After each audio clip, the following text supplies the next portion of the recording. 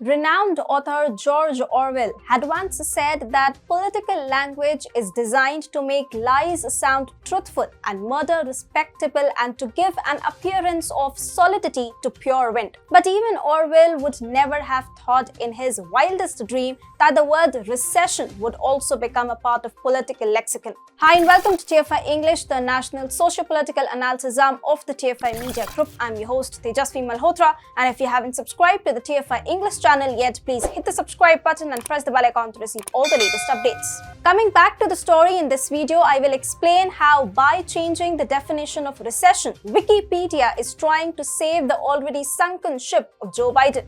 Let's begin. Wikipedia, often claimed as largest encyclopedia of the world, has trouble tinkering with the term recession. According to a report by The Fortune, within a week, Wikipedia has defined recession in 180 ways. Apparently, the war between already established definition of the term and the recurrent need of Biden administration is fueling the fire. America's official GDP data is in coherence with established definition of recession, which is GDP contracting in 2 consecutive quarters of a financial year. But Biden is not ready to accept that there is a recession in America. Here is a quote direct from Biden's teleprompter. "We have a record job market of record unemployment of 3.6% today, and the Inflation Reduction Act will add another $370 billion in clean energy tax credits in reconciliation, including incentives to accelerate domestic production of solar panels, wind turbines, batteries, and critical materials processing." That doesn't sound like a recession to me. That does not sound recession to me. This is what happens when you vote on feeling rather than electing a competent individual for the job. Every bit of Biden's data is an attempt to cover up the crisis.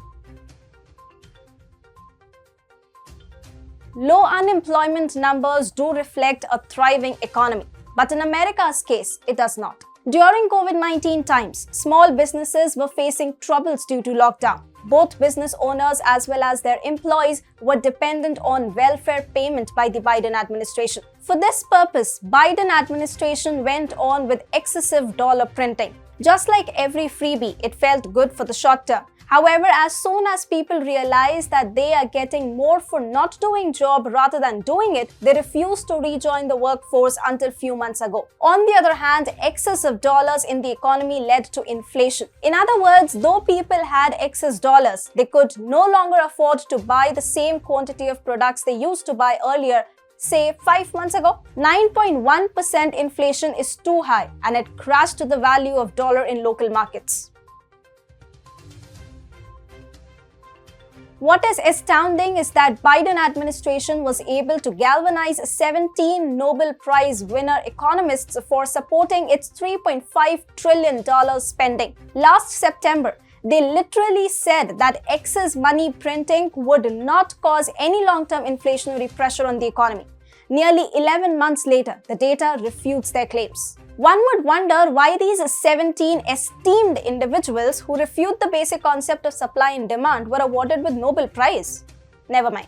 Reality can't be changed. In the first quarter of 2022, US economy lost 1.6% of its GDP, while in the second quarter it lost 0.9% more. After all, why would the factories produce much if their workers are paid more for not producing at all? To save its face, Biden deployed his media mob for changing the definition. His press secretary gave a new definition of the term. Similarly, Brian Deese, the economic advisor of White House, started to state that US economy is not in recession. The lie was then peddled by Biden-friendly TV channels like CNN as well.